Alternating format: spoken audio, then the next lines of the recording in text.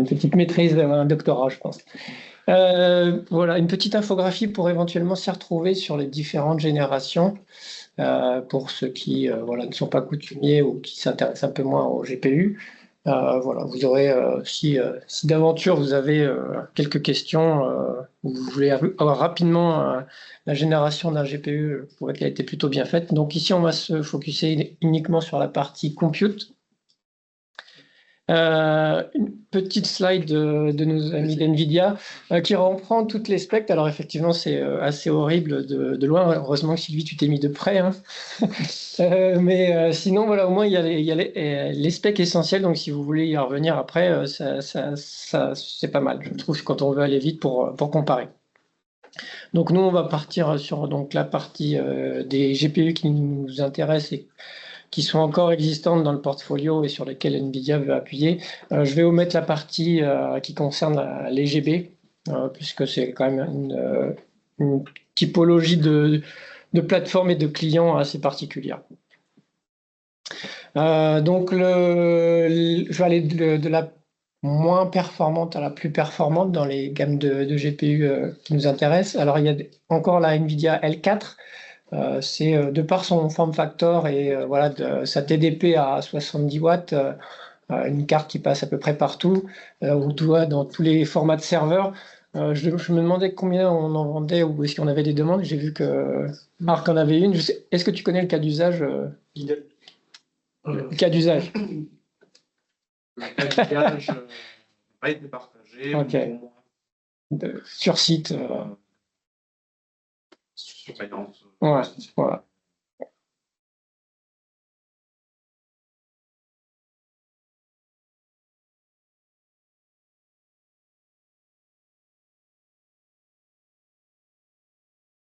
Améliorer l'expérience client, ça s'appelle.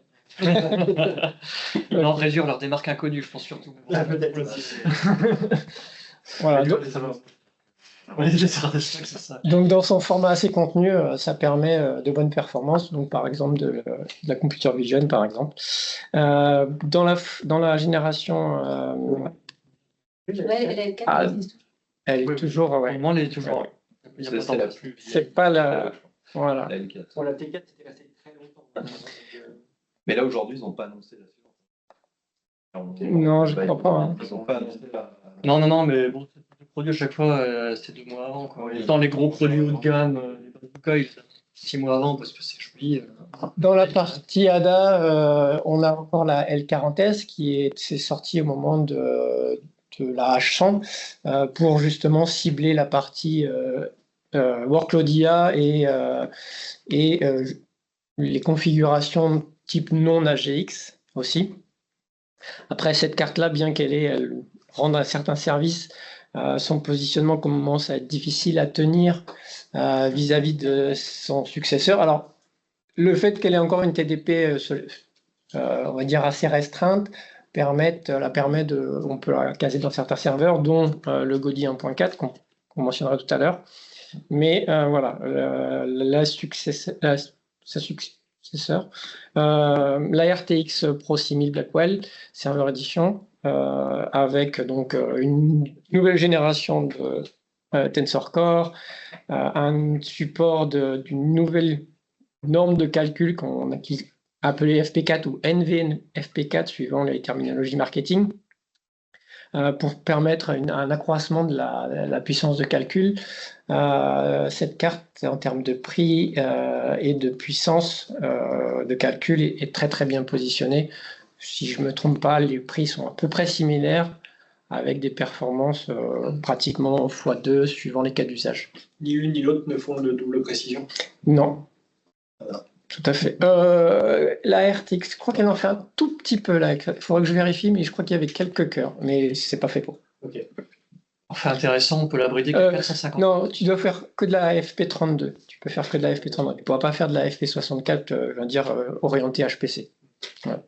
Petite précision, on peut la brider à 450 watts seulement, donc on ne peut pas forcément remplacer une L40S par celle-là dans tous les serveurs. Oui, il y a la MaxQ.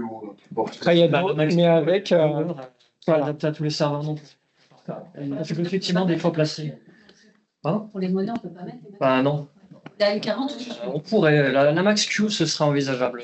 encore parce que en fait, il faut que tes GPU soient sur la façade arrière. Si tu as un design où le GPU est retourné, la Max-Q marche plus, on s'était dit, bah, on prend la data center, en plus, elle est vachement plus simple à adapter, et on la bride à 300 watts, bah, on a essayé, ça marche pas, on peut la brider qu'à 450. C'est dommage, ça. Bah, ouais, j'avais demandé à Corentin de poser la question, je sais pas s'il a eu un retour ou si c'est un sujet qui a été traité d'ailleurs, mais c'est un peu dommage, ouais, parce que ça aurait été plus simple. Donc effectivement, il existe d'autres versions de la Elle coûte moins RTX cher. 6000, Non, elle coûte moins mais cher. pas forcément intégrable dans tous les serveurs. C'est pas fou. Oui, c'est pas fou, mais c'est moins cher. C'est pas plus cher et c'est pas le même prix. Au niveau des fonctions, des features, on va dire la quantité de mémoire de cette carte permet un gap assez important en termes de traitement de workload IA. Et les deux features importantes qui sont le multi-instance GPU MIG et la partie TE Confidential Compute permettent d'accroître un petit peu les possibilités de la carte. Alors, ce que je pense intéressant qu'on peut mentionner, c'est la partie MIG. Pour ceux qui ne connaissent pas, c'est une fonction qui permet de découper le GPU en des GPU, on va dire, virtuellement isolés et d'avoir des workloads complètement indépendants sur une même carte graphique. Donc on va séparer et la partie compute et la partie mémoire sur ces différentes instances. Après, il y a des profils très, très définis, donc on ne peut pas faire ce qu'on veut, mais on a quand même déjà une flexibilité sur l'utilisation de la carte en elle-même si on n'a pas besoin de l'entièreté de la carte pour l'utilisateur final.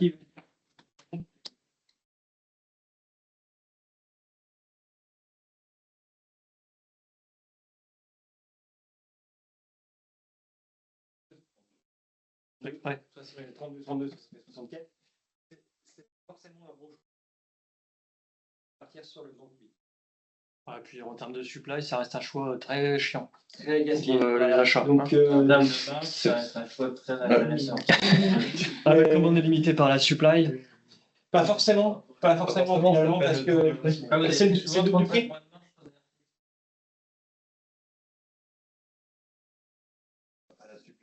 Il y a un truc aussi qu'il faut bien voir, c'est que tu as aussi plus de. Au niveau des RM, avec des RTX qui sont faits pour du consumer. Par exemple, typiquement, là en immersion, on a décidé que tout ce qui était consumer, pour l'instant, on arrêtait parce qu'en fait, avec les nouvelles gammes RTX Pro, donc 5000 aussi et 6000, finalement, économiquement, quand on fait le calcul, ça vaut plus tant le coup que ça se joue à des centaines et d'euros. puis au niveau de marge, est-ce qu'ils prennent en compte le fait, et je ne crois pas, tous les problèmes de radiateurs qu'on a, qui coûtent 40 000 euros à développer. Ouais. Enfin, c'est parce que ça a été l'expérience, quoi. Mais développer un radiateur pour ça, ça demande du volume. C'est pour ça que Développer un radiateur pour ça, ça demande du volume. Alors on essaie de trouver des solutions. Voilà. Mais développer un radiateur juste pour ça, ça demande du volume. Et du volume, ben, on l'a pas côté supply. Donc c'est ça qui est complexe à gérer avec donc, les. sur les nouvelles demandes, ça a tout présence de pommes et clients. Comment ça? Le micro il est on. Ah, tu dois pas être sur le bon micro. Par contre, attention, c'est ce qu'il disait. Pour faire le MIG, il faut utiliser un soft de Danidia, ouais. NVIDIA qui est fourni avec. Il faut des licences en plus. Non, si, il faut des licences pour le MIG. Le MIG, non. Non. C'est complètement. C'est fourni avec. C'est fourni, c'est une feature du GPU que tu peux utiliser librement. Par contre, si tu veux après redécouper ton instance, ton GPU virtuel, tu peux utiliser du vGPU où là tu vas avoir ce qu'on appelle le time slicing. Et là, par contre, le vGPU, lui, est licencié au niveau des Par niveaux. contre, pour le MIG, Le MIG, tu es complètement libre de l'utiliser. Par contre, tu as des profils définis. Là, tu peux pas. par défaut, Si j'ai pas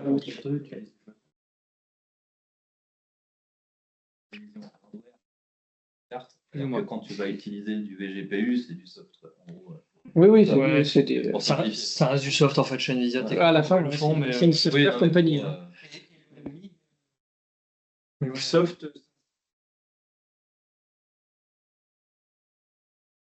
Il n'y a pas de soft, c'est Non, mais pour la le carte. manager. Ouais, mais pour le manager, Oui, tu peux faire le deux. Peu importe l'OS. Oui, pour moi, c'était valide sur les deux. Mais je vérifierai. Sachant que le MIG, ça n'existait pas sur la génération RTX ADA. C'est nouveau sur la Blackwell. Avant, c'était réservé au GPU Data Center. Donc, c'est vraiment nouveau sur cette génération-là. Par contre, regardez bien le tableau qu'il a envoyé avant, parce que le nombre d'instances change d'un Voilà, il y a à un tout autre. il faut les Et vérifier à chaque fois. les produits entrée de gamme ne l'ont pas. La Pro 4100 l'a pas, pareil. Et Exactement. tous en dessous l'ont pas. Et c'est la 5000 et au-dessus. En fait, il y a que la 5000 et la 6000 qui l'ont aujourd'hui. Et justement, ce slicing un peu hardware, c'est ce qui fait dire que Nvidia comblait un trou qu'ils avaient avant, c'est-à-dire les 4090 valaient carrément le coup par rapport au L40S. Et là, c'est beaucoup moins le cas. Justement, grâce à ça. Parce que c'est beaucoup plus simple de faire. Avant, tu ne pouvais pas le faire, le slicing comme ça. C'était un truc, alors que là, potentiellement, ta carte.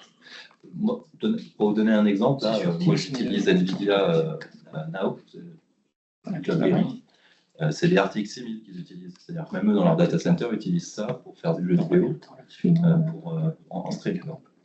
Donc c'est bien que ça vaut le coup économiquement pour eux aussi de faire ça. Après, je ne pense pas qu'il est payé beaucoup plus cher. Quand en mode présentation, il est chiant. Ouais. Je ne peux pas changer de micro. Bon. Ok. Juste à titre de comparaison, une RTX 6000 Pro, juste une portion, on va dire un quart du GPU, vis-à-vis d'une L4, voilà, vous avez entre 1 et 2 fois la performance suivant le cas d'usage, votre cas d'usage. Donc, je crois que le prix, c'est un facteur 3,5 à peu près entre les deux. La Pro, elle fait 7000. Donc, vous ne serez pas perdant, on va dire. Si vous avez déjà deux L4, la question se pose. Voilà. Ah oui, D'accord. Bah oui, il y a les deux L4, la question. 7000 potentiellement, voilà. Non, mais CRP. Parce qu'il veut dire. Après, c'est pas la même. Tu n'auras pas la même TDP, hein, effectivement, en fonction de ton serveur. Oui, On choisit le serveur. On fait des RFQ, on arrive à Tout dépend si les L4, c'est plusieurs par serveur. Et ça n'arrive pas. Les gens qui mettent des L4, ils en mettent une par serveur. Non, là, par exemple, Pyramide, c'est 4 par serveur. Là, pour le coup, oui, alors la question. Moi, je suis des L4. Après, Si, c'est parce qu'on fonction de ta dans boîte, ça de Edge, mais si, ouais. Je sais pas faire. En tout cas, formater avec les nouvelles, mais pour le nombre de GPU. voilà, ça ne consomme pas grand-chose, effectivement. En fonction du format de serveur, voilà, ça se discute.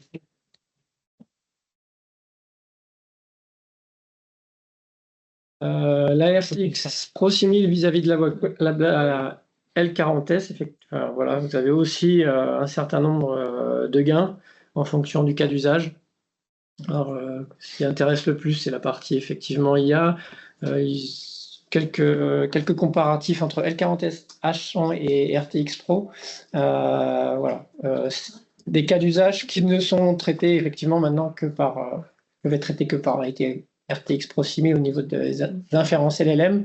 Voilà, vous avez des gains extrêmement importants et donc la L40S, je ne sais pas si on va en vendre encore beaucoup en fonction du. Ça va dépendre de ton serveur globalement. Un TDP un TDP à 350 watts, tu prends les 40S. Alors c'est la performance aussi par dollar. Hein. C'est pas performance brute parce qu'en performance brute, là, je sens Différence de prix, tu peux changer ton serveur existant. Ouais. Oui. C'est ça. Donc c'est pour ça que ça dépend de ton serveur et puis ton cas d'usage. Oui. Mais si ce que je disais, la différence de prix et par rapport au perf, tu changes ton serveur. Ah bah oui, complètement. Mais c'est pour ça que nous, vous le verrez dans les gammes de produits, mais on est passé par exemple sur l'immersion, notamment sur des produits puissance 3U pour pouvoir mettre les 6000, parce que de toute façon, cette perte de densité ne voulait rien dire par rapport au TDP qu'on avait et la puissance qu'on gagnait. Finalement, au mieux, c'est plus efficace. On n'a pas ce genre de truc avec la Max-Q, justement, à TDP équivalent par rapport à la L40S. Il faudrait demander, mais peut-être qu'ils ont des graphiques. Effectivement, c'est pas simple à trouver, malheureusement. Ouais. Et la dernière carte donc en PCI disponible, c'est la H200 NVL que maintenant on connaît bien. Alors les gains exprimés sont par rapport à l'ancienne génération, hein, c'est par rapport à la H100. Donc c'est une carte qu'on pousse quand même sur pas mal de nos plateformes qu'on développe nous. on n'est pas sur la partie SXM. Juste une note sur la partie bridge NVL, NVLink, en fonction des capacités que vous ciblez et la capacité du serveur à accueillir le bridge. Voilà ce que vous pouvez accepter comme type de modèle ou en fonction de leur nombre de paramètres à exprimer, 70 milliards ou 405. Donc voilà, en fonction du cas d'usage, vous allez devoir passer à tel type de configuration au niveau serveur. Un rappel sur les H200 NVL, le NVIDIA AI Enterprise est inclus dans les PCIe. Exactement, oui. Ce qui fait une vraie différence de prix par rapport au SXM quand on fait x8. C'est pas le cas hein, sur la partie RTX Voilà. Pro 6000. Hein. C'est pas inclus. Hein. C'est pas inclus et c'est pas le cas sur les. Aussi, oui, tout à fait. Il y a un remplacement qui est joué de cette carte, vous avez déjà fait la bien. Non. Il y a une B100 NVL. Hein. Ouais, mais Il y a une B100 NVL qui a été évoquée à plusieurs moments, mais c'est pas tout de suite. dont les commerciaux français ne sont même pas au courant. Ouais, Nissus non plus, on a posé la question il n'y a pas longtemps. Ouais. Donc, on ne sait pas trop où elle en est, mais celle-ci, elle est censée être fin de vie en février. Ouais. Ça a été annoncé, là C'est ce que ton gars, Non, mais comment il a dit. oui. Non, c'est pas sur c'est pas l'expression. Source, c'est bien, ok. Bon, on sait qu'elle fera. Ouais, c'est enregistré. Ça, j'achète. Et aujourd'hui, ils n'ont pas annoncé le successeur. C'est possible que l'année prochaine, on propose plus de cartes haut de gamme, entre guillemets. Ouais, je pense pas. Je pense que ça va continuer. Bridge NVLink, attention à la petite blague, le bridge H100 et H200 n'est pas le même. Hein. Oui. Les bridges H100 ne marchent pas sur l'H200, c'est notre ref. Et il n'y a plus de NVLink par contre sur les RTX Pro aussi. Donc les RTX Pro 6000 n'en a plus. Alors que, Il y a une vraie division de leur gamme maintenant. Typiquement le MGX, la façon dont ils le vendent. Clairement, ils mettent qu'avant ils disaient MGX, tu peux en mettre de la H200 et tout comme ça. Clairement, maintenant, quand ils proposent le MGX, c'est de la RTX 6000. On ne se pose pas de questions. Il n'y a plus de. D'accord. Ouais, elle est encore dans les documents, mais ouais, elle est encore dans les documents, mais le focus, C'est clairement la RTX. voilà, c'est la Blackwell. Au fil des AGX en disant Je pense- AGX ou aussi. Bon, c'est ça. Je pense que Ouais. clairement, c'est là-dessus que même AMD, clairement, parce qu'on leur a demandé les versions PCI. Après, il y a moins de volume, je pense que Nvidia fait quand même du volume sur la H200 NVL, je suis pas sûr. Il n'y aura pas de Blackwell. Ah, Pas sûr. On sait pas. On sait pas. Clairement, ils focus sur les.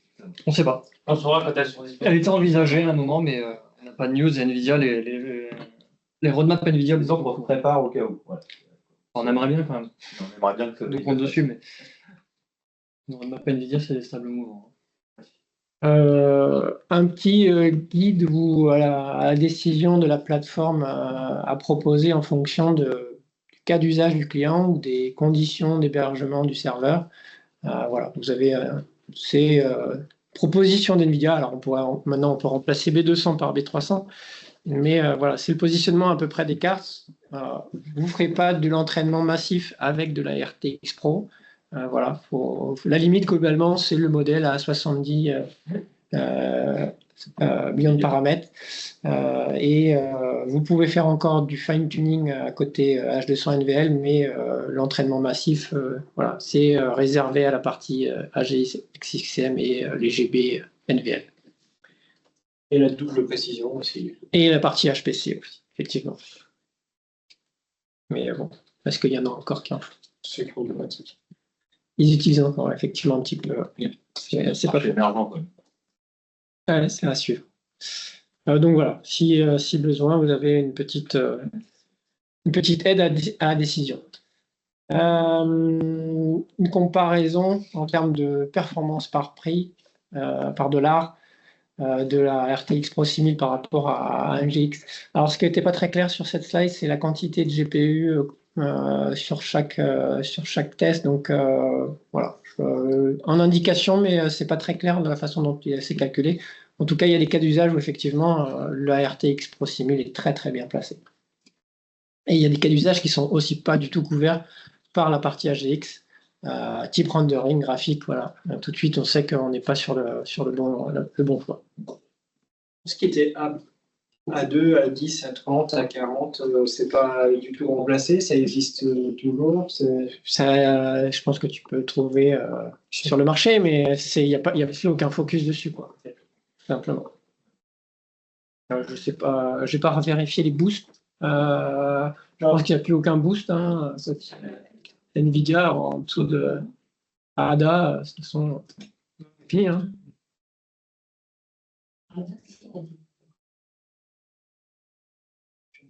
Ouais, je ne vais pas vérifier. Pardon. Sur la Similada, il y a encore des remises, mais c'est le temps qu'ils finissent, c'est le temps dès qu'ils auront fini leur truc. Ouais. Aujourd'hui, au niveau prix ou machin, entre les RTX 6000 ADA et la Pro, au mieux, tu vas quasiment être le même prix. Tu as des clients, ils sont loin à qualifier des nouveaux produits. C'est comme Logitech, tu vois, ils prennent l'ancienne génération parce que ils veulent une stabilité du matériel pendant X années. Donc juste C'est ça, ouais. Une infographie éventuellement de répartition d'un cluster en fonction du choix de plateforme que vous faites. Mais voilà, ça reste très illustratif, il n'y a rien de figé. Hein. C'est vraiment pour se donner une idée à quoi va servir ma plateforme et comment ça va être utilisé. À noter, alors je l'ai appris là pendant les meetings avec NVIDIA côté suisse, NVIDIA dispose d'un NIM TCO Calculator qui, en fonction de si le client a un modèle très particulier qui veut optimiser sur sur une plateforme, ils ont tout un calculateur qui permet de définir si c'est le bon choix. On n'y a pas accès, je ne sais même pas à partir de quelles personnes y ont accès. Je pense que les solution architectes y ont accès. Maintenant, voilà, faut faire intervenir NVIDIA s'il y a des questions très précises sur un modèle très précis. Mais souvent, on a du mal à avoir ce type d'infos des clients. Donc, mais je le précise au cas où ça arrive. Que eux ont la possibilité de faire ce travail-là. Et c'est assez rapide. Ils ont vraiment testé. Oui, voilà, tout est paramétré. Ils ont juste à rentrer ce qui va bien. Autour de ces GPU se construisent donc les architectures de référence et donc les serveurs NVIDIA certifiés. Donc par exemple pour la H200 NVL, on essaye de suivre, comme l'a évoqué tout à l'heure Loïc, un format, et notamment au niveau de la carte mère, le diagramme, et une certaine spécifications type de matériel, c'est-à-dire les cartes graphiques, les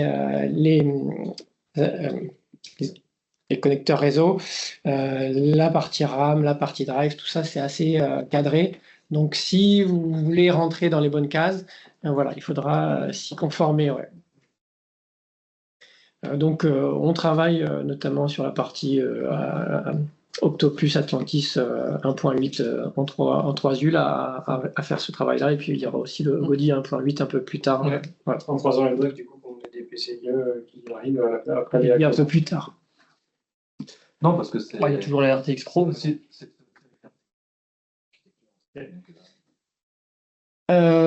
Voilà, un petit range pour si on veut avoir une vue d'ensemble des cas d'usage par type de GPU et voilà, si vous voulez avoir une vue rapide en fonction éventuellement des conditions aussi par rapport à ce que permet un rack, vous pouvez avoir rapidement ce que vous voulez.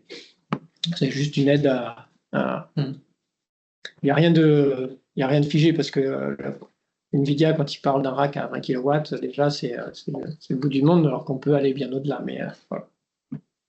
Et ils vont bien au-delà en plus. Donc, et puis vient maintenant la partie Blackwell Ultra, qui est donc la dernière génération avec les B300.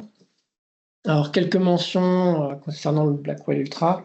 D'une part, c'est, si vous regardez au milieu, cette interface qui s'appelle NVHBI, qui est NVIDIA Host ou High Bandwidth Interface. Donc, parce que, alors je ne sais pas si vous avez essayé de chercher des informations sur la partie HGX B300 un petit peu en avance de phase, mais il y avait souvent des notions de NVL8, NVL16. Et je suppute que la partie AGX B300 NVL16 devait être en fait l'association de 16 plus Blackwell, et non pas le Blackwell Ultra, qui est en fait la colocation de deux chips interfacés par cette nouvelle techno qui permet voilà, un facteur 5 entre juste le NVLink et ce que permet cette interface-là. Infinity fabrique chez AMD. Euh, Ce qu'ils utilisent pour interconnecter les cœurs ou les Ouais. les Ryzen. Je pense que c'est surtout qu'ils n'auraient pas réussi à atteindre les performances qu'ils voulaient, le gain de performance entre les différentes générations. C'est pour ça qu'ils ont fait ce switch. C'est la tendance. Perf, comme on atteint des limites techniques, ils font des puces de plus en plus grandes, mais ça a des limites aussi. Donc, du coup, ils associent des puces ensemble avec des interconnexions. Donc, Infinity Fabric chez AMD, et là, du coup, NV, HBI, Intel, c'est encore Après, tu as le NVLink qui fait le C2C entre le CPU et GPU. Donc, ouais, tu as beaucoup plus, hein, parce que NVLink, c'est 1 Tera8 et le HBI, c'est 10 Tera. Donc, voilà. 1 x 5. Juste, voilà, un gros push sur la partie performance, notamment avec l'introduction de ces nouvelles normes FP64 ou FP64 entre les différentes générations. Donc, FP4 ou NVFP4, oui. Donc, voilà, c'est un nouveau flottant dédié au calcul DLM. Donc, gros push côté compute, mais aussi mémoire, avec une augmentation assez importante au fur et à mesure des générations. Donc, ce qui permet tout simplement d'entraîner des modèles de plus en plus gros. C'est ce qui permet de croître ces GPT-4, GPT-5, etc.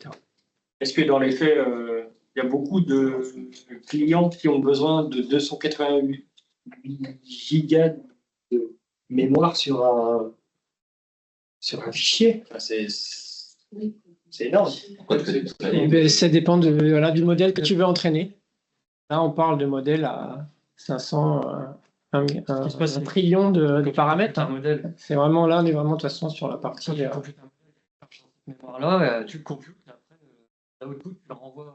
Donc, plus ta mémoire est grande, plus tu peux tu peux computer en un seul bloc une grosse quantité, un gros volume de données. Donc, ou même réentraîner un modèle avec une seule machine, par exemple. La perf, elle a impacté directement par la quantité de mémoire et la bande passante mémoire, du coup.